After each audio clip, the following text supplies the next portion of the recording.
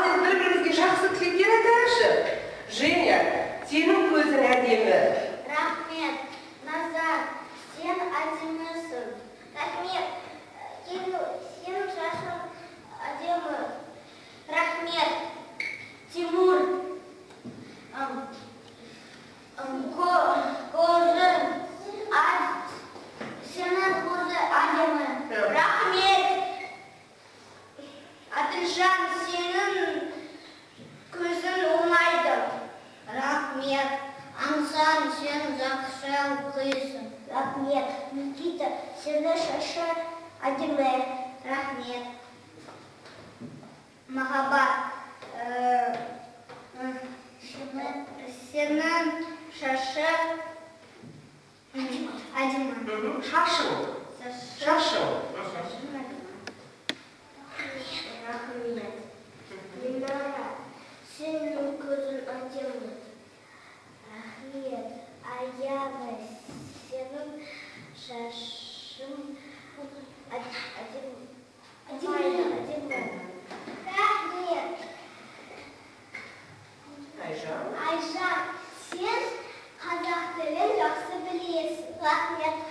Маша, сен жақсы оқисың. Рахмет. Мұғалім. Сен мейірімдісің. Қандай жақсы сөз айтты. Мейірімдісің. Біз білеміз ғой мейірімді деген сөзді. Иә, Маша маған қандай жақсы тілек айтты. Рахмет сендерге. Бір-бірімізге жақсы көңіл күй тілеген. Қане орындарыңа отыра қойыңдар бала.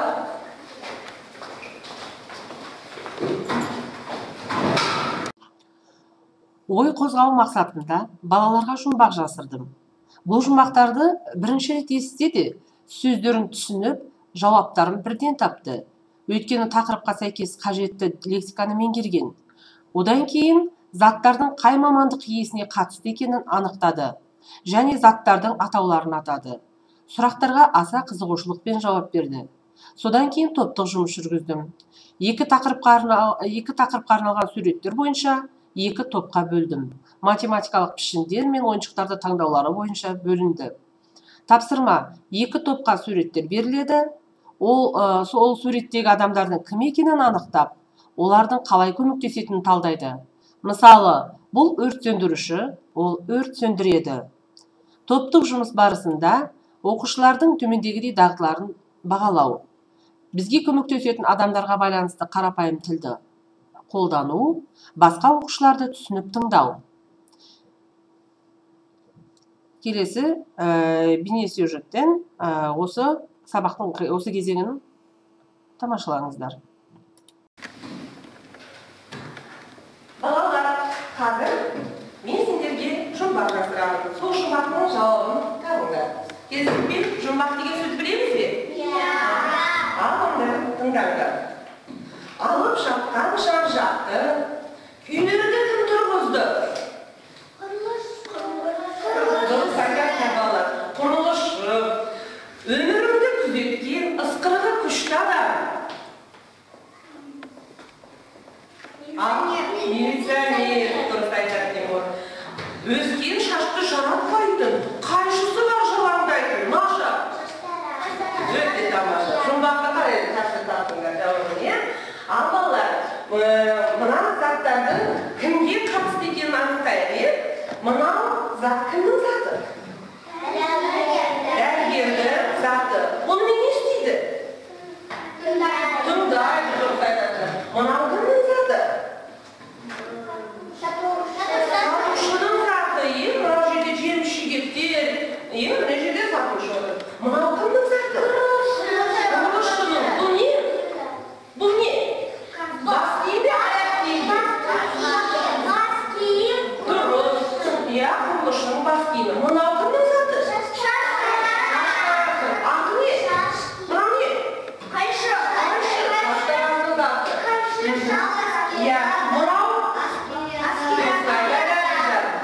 әскери адамның бас киімі. Тамаша. Кім заттардың кімге қатысты екенін жақсы таптыңдар, балалар. Енді қазір біз сендермен топпен жұмыс жасаймыз. Ол үшін балалар, ортаға келіңдер. Мына жерде бір қағазды таңдап алыңдар. Ала қойыңдар бір-бірден. Кез келген зат ала салыңдар. Таңдамаймыз. Кімге қандай сурет түсті, соған байланысты. Мынаның ішінде математикалық фигуралары бар, балалар. Мына топқа отырыңдар, математикалық фигуралар. Ойыншықтар кімге? Ойыншықтар мына топқа отыра қойыңдар, балалар.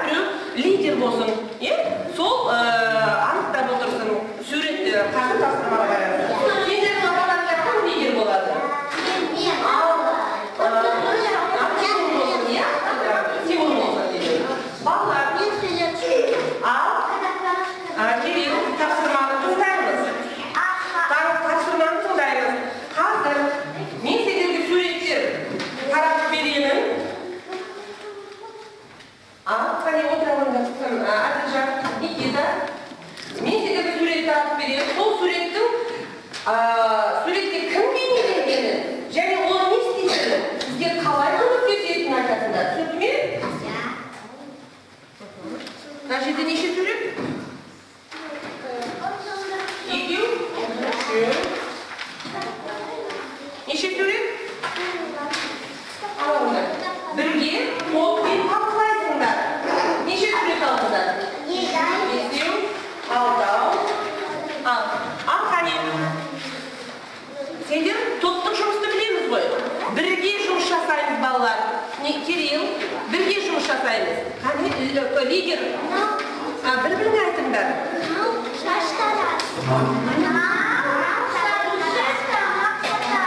Ол не істейтінін айтыңдар. Бізге қалай көмектеседі, е? Мынау топтық жұмыс.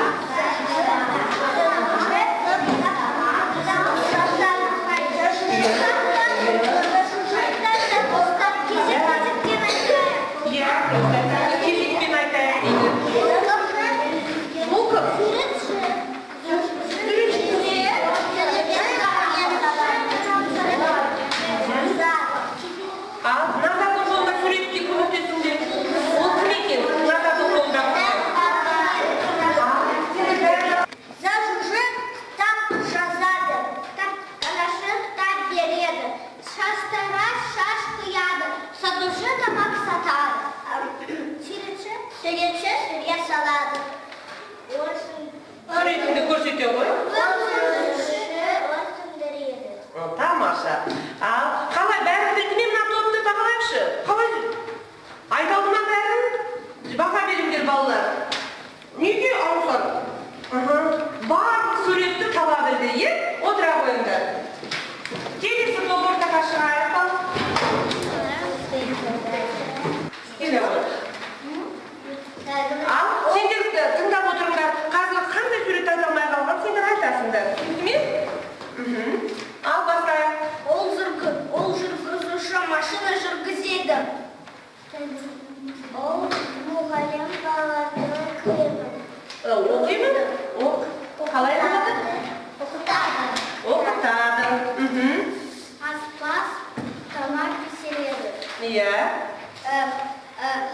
Дәрігер адамды емдейді. Милиционер Тәртіп сақтайды. Қане бағалайық. Қалай айтты? Қане? Бәрін айтты ғой. Бәрін айтты. Топ ішінде көмектесті басқа балалар. Жақсы, отыра қойыңдар. Отыра қойыңдар. Алғашқы кездегідей емес, оқушылардың топ мүшелерімен бірігіп жұмыс істеуге біршама дағдыланғаны байқалды. Бірін-бірі тыңдайды, көмектеседі. Және топтарын бір-бірін бас бармағы әдісі бойынша бағалауға қалыптасқан. Топпен жұмыс істеу барысында ынтымақтастығы артады. Сондықтан екінші тапсырманы орындауды тапсырдым. Ол үшін оқушылардың арқаларына бізге көмектесетін адамдардың не істейтіндері туралы сөйлемдер жазған қағаздар жапсырылды. Мысалы, ол өрт сөндіреді, ол дәмді тамақ жасайды, тағы басқа. Топ мүшелері бір-бірінің арқасындағы сөйлемдерді тезірек оқып, соған сәйкес суреттерді табулары керек. Бұл тапсырманы орындату арқылы оқушылардың таныс сөздерді буынға бөліп оқи алу дағдыларын қалыптастыра аламыз. Тапсырманы қызығушылықпен орындады. Бұл жұмыс түрін келесі бейне материалдарын көріңіздер. Балалар, қазір топтық жұмыс. Қазір топтық жұмыстың шарты бойынша сендер бір-бірінің арқаларына жапсырылған сөйлемдерді оқимыз. Соның сол суретке сәйкес, сол сөйлемге сәйкес суретті қолдарыңа аласыңдар. Содан кейін сол сөйлемдерді бір-біріңнен арқаларынан оқисыңдар. Түсінікті ме? Ал бастаймыз.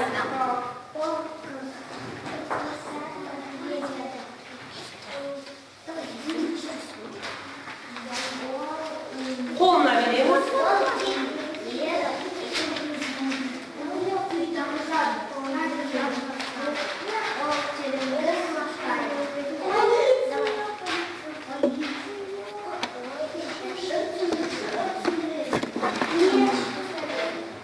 Дайын болса қай топ дайын болды? Міне, мына топ дайын екен. Ал бастайын қыз оқыңдар арқаларында. Ол кітап береді. Ол кітап жазады. Жазушы. Ол машина жүргізеді. Қолың суретіңді көрсете ғой. Ол шаш кияды. Ол тамақ сатады. Тамақ сатады. Аяр оқи ғой Никитаның арқасында қандай сөз? Үйлерді тұрғызады. Ол қымыз керек ұстайды. Ол тәртіп сақтайды. Суретімізді көрсетеміз. Ол емді тамақ пісіреді. Иә, дұрыс. Ол біздің емдейді. Дәрігер екен, дұрыс. Ол бізді зажыға оқуға үйретеді. Ой, дұрыс. Тамаша балалар. Тапсырманы жақсы орындадыңдар.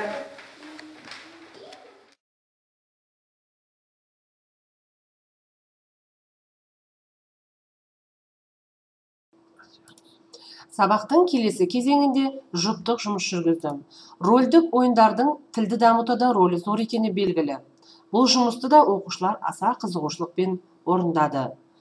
Жемістердің суретін таңдату арқылы жұпқа бөлдім. Кімде екі бірдей сурет болса, жұп болып жұмыс жасады. Бастауыш сыныптан балалардың кез келген оқушымен тіл табысып, жұмыс істей білуге үйреткен дұрыс. Рольдік ойындардың тақырыптарында қағаз арқылы анықтады. Арнайы дайындалған орындарға барып, жұптық жұмысты жалғастырды. Ұсынылған тақырыптар дәрігердің қабылдауында, кітапханада, дүкенде. Бұл келесі материалдан тамашалаңыздар. Ал балалар, қазір біз сендермен жұптық жұмыс жасаймыз. Ол үшін біз сендер қазір жұпқа бөлінесіңдер.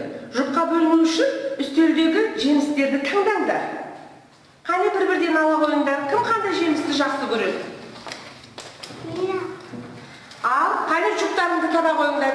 Кімде қандай бірдей сурет, солар өздерінің жұптарының қасына барып тұрсын. Ал жұбымызды таптық па олар?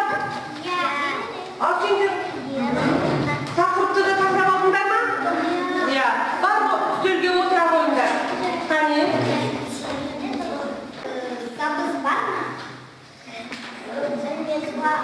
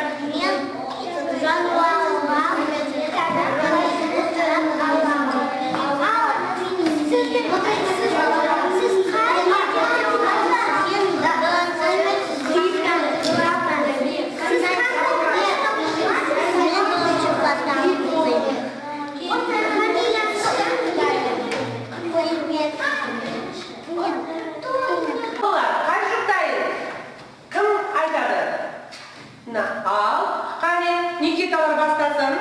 Қане, әрбір жұп сөйлегеннен кейін бағалауды ұмытпайық. Біз қалай бағалаймыз? Қалай бағалаймыз, білеміз бе? Иә. Жақсы, ал бастаймыз. Никита мен Кирилл бастасын. Сәлеметсіз бе? Сізге не керек? Ананас бар ма? Я бар. Қанша тұрады? 200 теңге тұрады. Сабыз бар ма?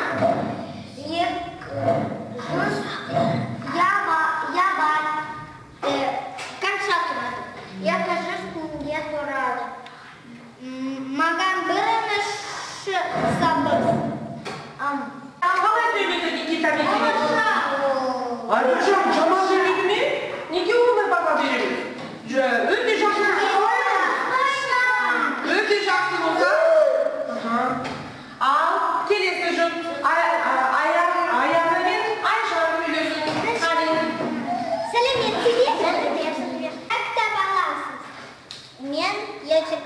балам. Бізге бауырсақ ертегісі бар, жануарлар туралы ертегісі бар. Қайсысын аласыз? Мен жануар ертегі кітап аламын. Қандай сыныпта оқисыз? Мен 1-ші сыныпта оқимын. Аты жөніңіз кім? Көлеңбек Айжан. Алла қойыңыз. Рахмет. Қыз болыңыз. Қалай сөйледі? Тамаша. Тамаша. Өте жақсы сөйледі. Сәлеметсіз бе? Сәлеметсіз бе? Кіріңіз, отырыңыз. Рахмет. Қай жерге ауырады? Менің тамағым ауырады. Келіңіз, мен сізді тыңдаймын. Қызыңыз бар ма? Я бар. Отырыңыз. Мынау таблетка ішеміз, 1 рет. 3 күн ішеміз. Сау болыңыз. Рахмет, сау болыңыз. Аңсар мен Әдіжан қалай сөйледі? Тамаша сөйледі. Күшті. Қане махаббатпен мен араға кезек келді. Дүкенде, иә? Сәлеметсіз бе? Сәлеметсіз бе? Сізге не керек? Карандаш бар ма? Я бар. Қанша тұрады? 10 теңге тұрады.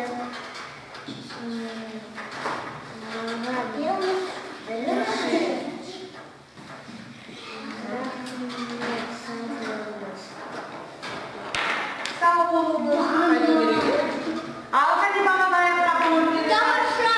Тамаша ма? Ұнады ма? Я. Ал жақсы. Енді Тимурмен жиыр тыңдайық. Сәлеметсіз бе? Сәлеметсіз бе? Қырыңыз, отырыңыз. Қай жерге ауырады?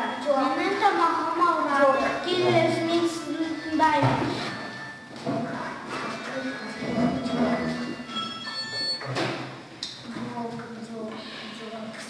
Қызыңыз бар ма?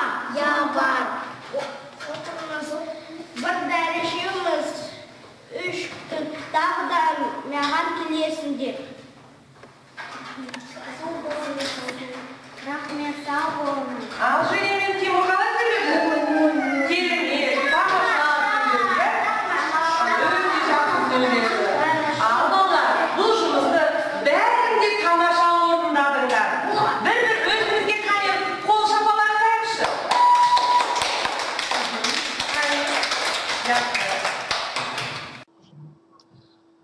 Сабақтың келесі кезеңінде сабағымызға дәрігер шақырдық.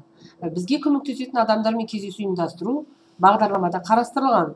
Сол себепті сабаққа дәрігер келіп шағын сұхбат жүргізді. Оны келесі бейнематериалдан көруді ұсынамын. Рахмет, жақсы отырыңыздар. Балалар, бүгін біздің сабағымызға қонақ келді. Білесіңдер ме кім екенін? Дәрігер. Иә. Ол кісі бізге қалай көмектеседі? Ол дәрі береді. Иә. Ол бізді емдейді. Дұрыс айтасыңдар балалар.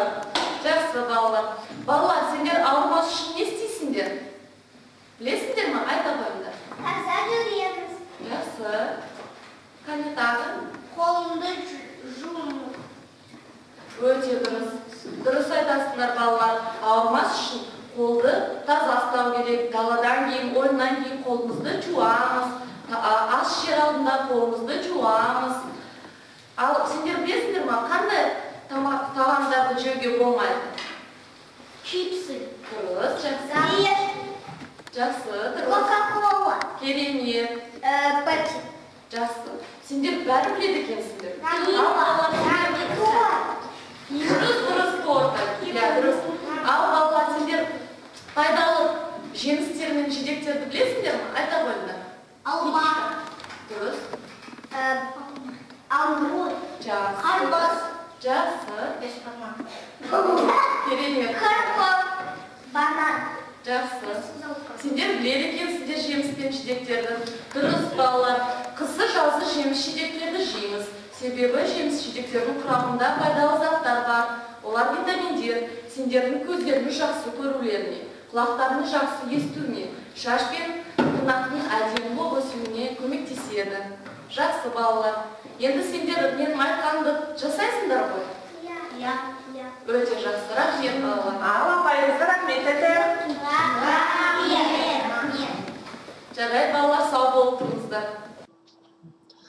Сабақтың соңында оқушылар бізге көмектесетін адамдардың ішінен өздері таңдап салған мамандық иесінің суретін салды және сипаттап айтты. Мысалы, мен мұғалім болғым келеді. Мұғалім балаларды оқытады. Ол мейірімді адам, себебі ол жазуға, оқуға үйретеді. Сабақтың бұл кезеңін бейнематериалдан көріңіздер. Ал балалар, қане салған суреттерімізді көрсетіп, өзіміздің болашақта кім болғымыз келетінін айтайық. Қане кім айтады? Ал Тимур бара ғой.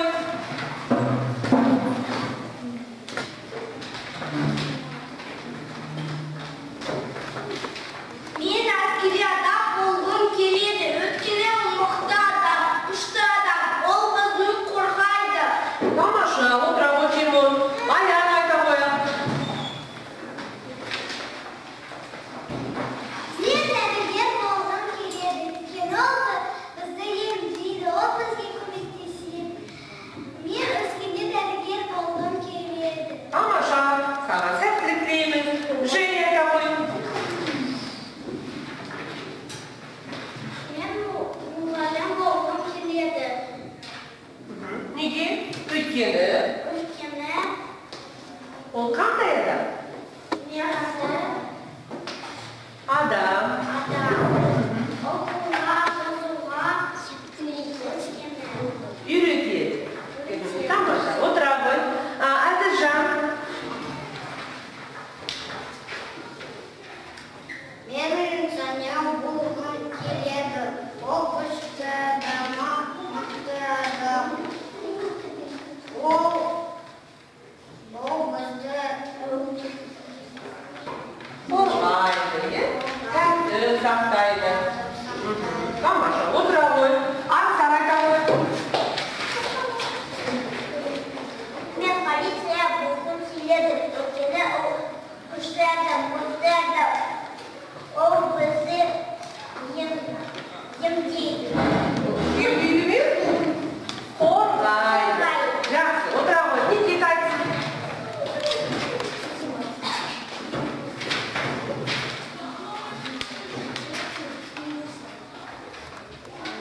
Мен әскери адам Болғым. болғым келеді. Өйткені күшті адам, мықты адам.